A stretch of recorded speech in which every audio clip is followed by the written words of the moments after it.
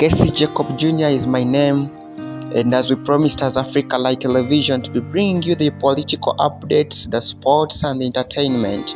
However, for today's case, I brought you specifically the political updates and specifically to talk about the recently concluded Uganda Human Rights Accountability Conference that took place, that is in Kenya at Ufangamano House, Nairobi University.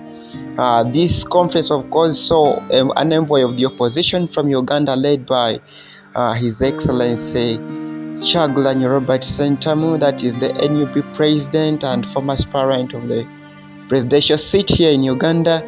And of course, we also had Mathias Mpuuga, who is the leader of opposition in the parliament of Uganda. And of course, we had Dr. Kano Kizza Besigye Kifefe, the People's Front for Transition, or the Red Card Movement chairman. We also had General Mugisha Muntu of the ANT, and also Win Kizza, also a member of the ANT party here in Uganda. And of course, the Secretary General of NUP, that is Lewis Rubongoya, of course, also attended the conference.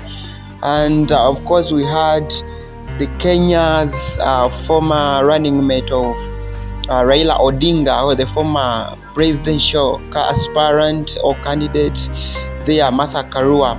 She was there also representing the opposition of Kenya. However, in this specific conference, of course, we saw people, especially the Ugandans, who were affected by the 2020, we can call brutality during the elections, the campaigns. And we saw people coming up, people with half hands, half fingers, people with half legs, people who are now lame, people who were initially able and capable of doing their own things, but for now, people having half hands, half legs, something like that. And we saw Kyagulanyi Robert Ssentamu writing something, and this is what he had to say on his Facebook page. He said, "We have had a very successful human rights conference at Umafangano House, Nairobi University, that is in Kenya. We intended for the event to shine a light on the rampant human rights violations in Uganda, characterized by torture and abduction of opposition supporters, but especially it was to demand accountability for the lives lost in November 2020 when over 100 people were shot dead with impunity during peaceful protests.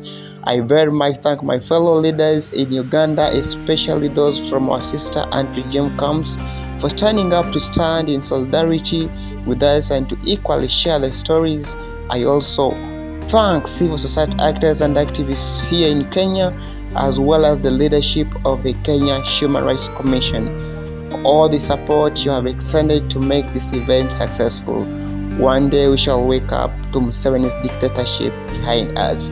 That's all Bobi Wine, call him Kyagulanyi Ssentamu Robert, had to say on his page regarding the conference that took place in Kenya.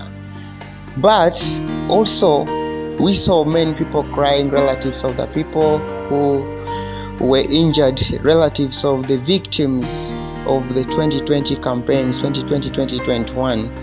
So I really, as a citizen of Uganda, really had to take to play my role. I can say I had to play my role of giving you what exactly transpired during that conference. We haven't brought you the videos, but I've brought you the pictures of what transpired.